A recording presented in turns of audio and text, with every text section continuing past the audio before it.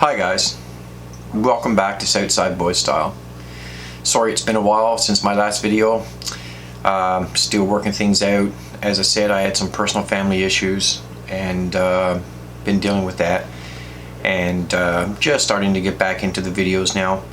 Hopefully I'll soon start getting back to having a video per week back onto the channel, and that way I'll be helping you guys out a little bit more with your vehicle issues or quad issues or anything at all. So today I'm going to be talking about heater cores. It's a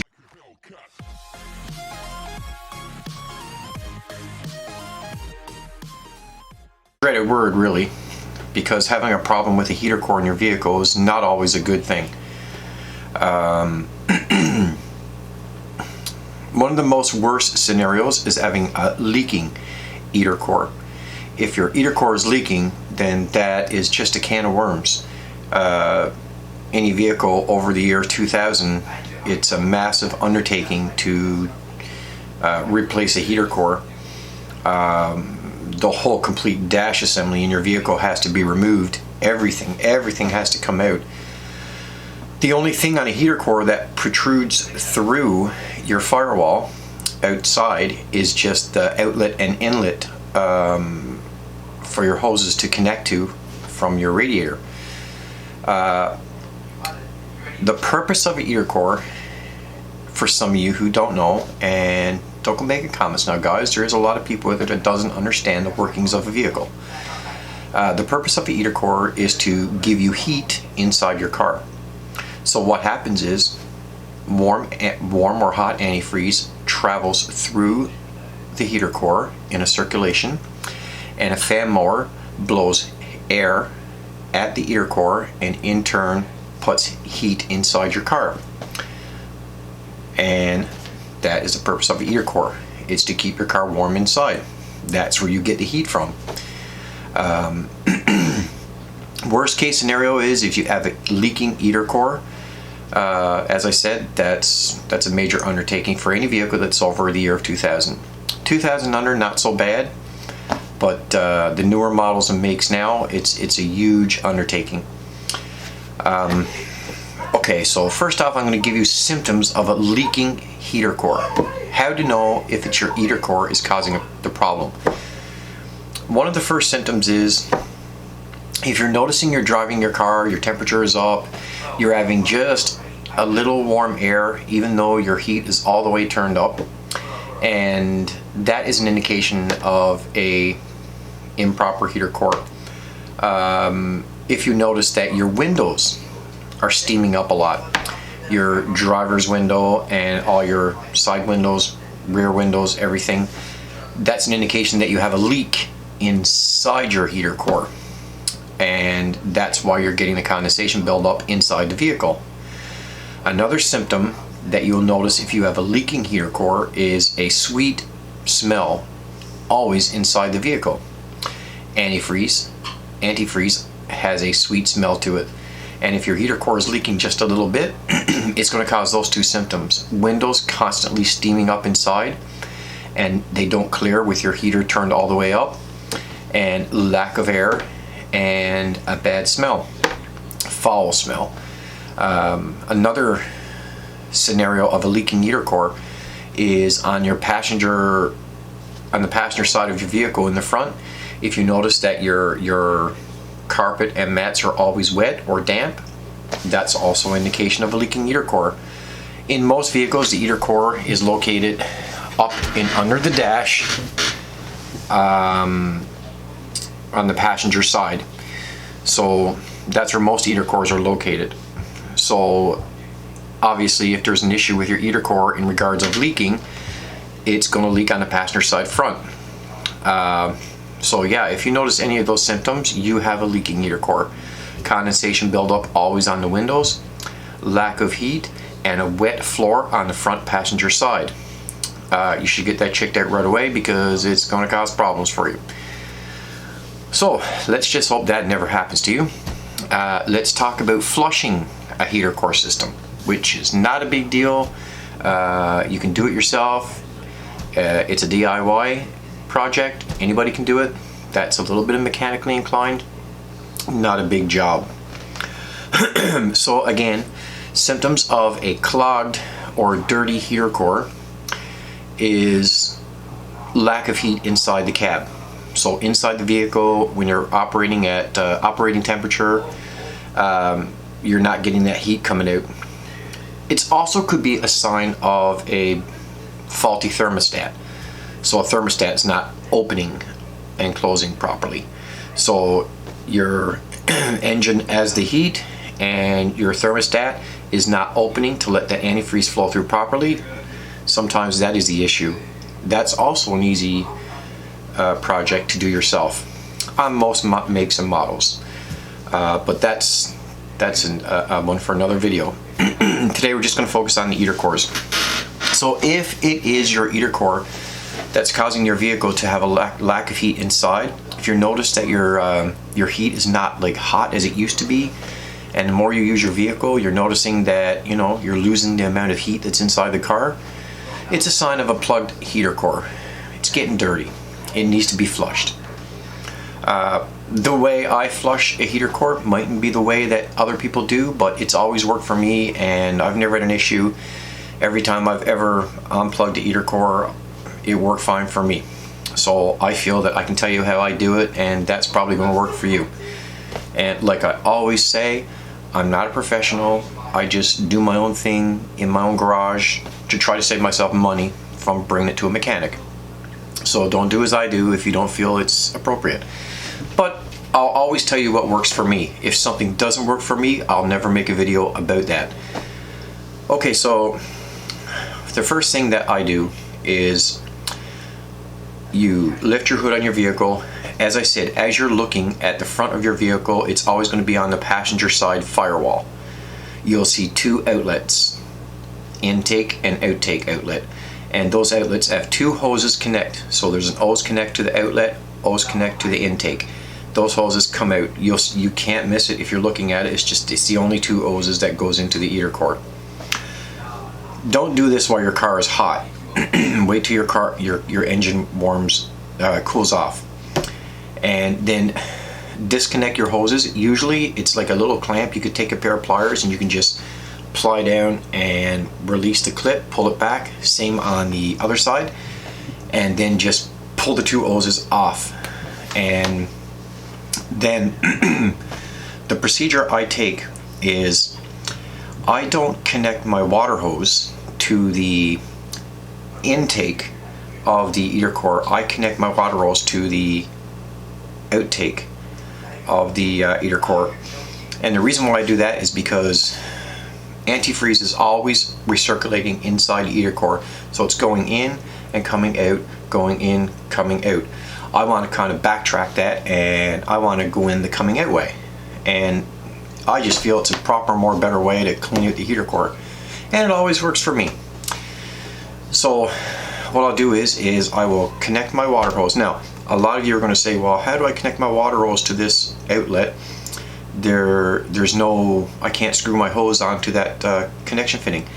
Any hardware store, automotive store, for $5-6 is going to have the little connector that you can connect to your water hose, and that in turn will connect to the outlet or inlet of your heater core and just screw it on. It's just a little adapter.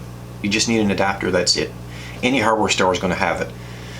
And so I'll screw my water hose onto the inlet, or sorry, the outlet side, and I'll turn on my water hose.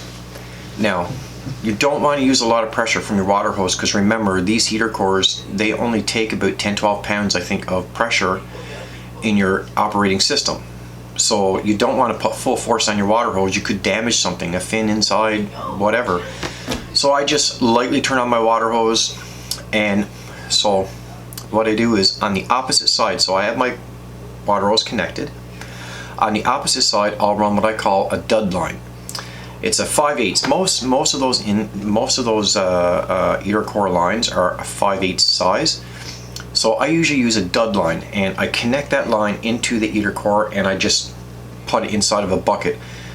I don't want to put antifreeze or anything on the ground because the sweet smell, it attracts animals, and obviously you can poison an animal by drinking the antifreeze, so I recycle it. Yeah, I'm not the type of person to just throw things on the ground like that, especially antifreeze. It's dangerous. Okay, so once you have that done, slightly turn on your water hose and let it flow through. You'll notice instantly it's going to be dark and black and dirty, and just keep watching it and you'll see it'll start to clear up after about 2 or 3 minutes, sometimes even less. It's usually not a lot of dirt that stays inside there, but that dirt and that problem, that little bit of blockage, is what's causing you the lack of heat inside your cab. I always feel it's a good decision to do this at least once a year to clean out your heater core. So keep the recycling going, keep recirculating with your water hose, keep watching your dud line. When the water is nice and clear, turn off your hose, let it drain out. Then you disconnect your garden hose, disconnect your dud hose, and what I always do is I just give it a little flush. Now, I wouldn't recommend people to do this, but I just take a piece of line, put it on the, remember I connect my water hose to the outtake. So I just connect a piece of hose and I blow through to get the rest of the water out of the system. Then I take a funnel and I just pour some 50-50 antifreeze or whatever your vehicle requires, just to refill the system so it has antifreeze inside the heater core again.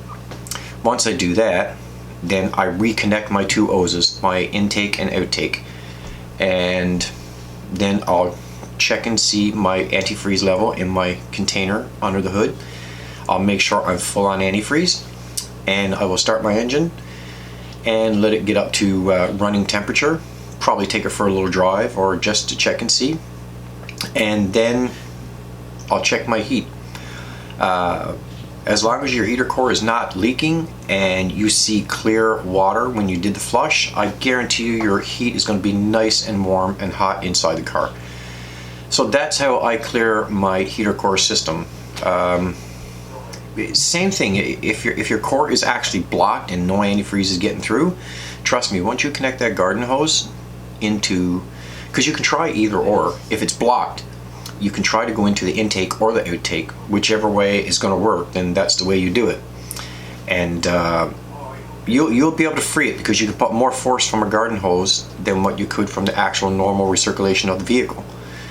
And you will get that plug out, that clogged dirt, rust, everything that comes with it, right? And yeah, so like I said, worst case scenario for a heater core is to have a leak, because you can't fix it. And everybody say put bars leak and all those things in it. I'm telling you right now, Blue Devil, all these, you know, products they say that stop leaks, it never works. It never works. And those people out there that say do shouldn't do that, because yeah, maybe it works for a day or so or 15-20 minutes, and you want to put out a video to get a lot of views. Maybe you're sponsored by those products. I'll never take sponsors for those products because they never work. Don't trust your family out in a cold night and you have bars leak or Blue Devil or any of these products that they say will fix it, because it doesn't work. It won't last. You will be broke down on the side of the highway somewhere calling for a tow truck and a taxi. So I wouldn't necessarily do that. And when it comes to the cooling system of your vehicle, you know, unfortunately, yes, it's expensive, but at the end of the day, it's better to replace the parts. A lot of times the parts are not that expensive. A heater core is probably a couple $100. A rad, yeah, you know, $300 or $400. Thermostat, you can get a thermostat for like $15-$20. Hoses are cheap. So, you know, at the end of the day, you got to ask yourself, is it worth it to put some of these products in that they say will fix the problems? Remember, going through your engine is just little holes that allow antifreeze or water to just travel around the engine out through all these little components. So if you're putting these products in that gunks up to stop a leak, they're actually plugging holes. So your engine is not getting what it needs, where it needs it, and the actual force or pressure it needs by using these products. So I tend to stay away from all that. I try to do it right. Yes, of course, sometimes I have to buy used parts. I'm sure you can pick up a used heater core for $30-$40 or even a used radiator or water pump or whatever. I mean, I wouldn't buy a used thermostat, they're pretty cheap, right? Or a rad stopper or something like that. But yeah, I'd buy a used water pump, I'd buy a used radiator, I'd buy a used heater core. As long as it was working before I purchased it, I think it should be fine. It's not often you're going to get a heater core that leaks. That doesn't usually happen a lot. Happened to me one time. One time in my driving experience, it happened to me that I had a leaking heater core. And I was lucky enough that it was an older vehicle. I think it was like a 98 or something like that. And all I had to do was just reach up under the passenger side dash and let go 4 bolts and let go the hoses outside, pull it right out. But these newer vehicles now, it's a big, massive job because the whole front of the car has to come apart from the inside. Steering wheel, everything, all of it has to come out just to get out of it. Some makes and models are a little bit easier, but it's still a lot of work. As I said, you should get a licensed mechanic to do a heater core change on a newer model. But for the older models, yeah, you could do it yourself easy. I've done it. So I hope this helps you, and it's just another way to how to detect problems and know what to look for. And yeah, so remember, it's an easy job to flush out a heater core on any maker model. Easy job. Connect your garden hose, let it flow through. It's a done deal. Put it all back together. Enjoy the heat. Alright guys, so that'd be it for this video, and thanks for watching. And as I said, I'm going to try to come out with a I'm going to try to come out with a video once per week. I'm just starting to get back into the swing of things. If you guys have any topics you'd like me to talk about or help you out with, or vehicle maintenance, anything at all, just feel free to leave it in the comments. Don't forget guys, it helps me out. Like and subscribe down below. Also, you can hit that bell up on the right hand corner, and I think that does something for me too, because it lets you know when I make a new video and you'll see me when I do it. Thanks a lot guys, have a great day, and I'll talk to you later.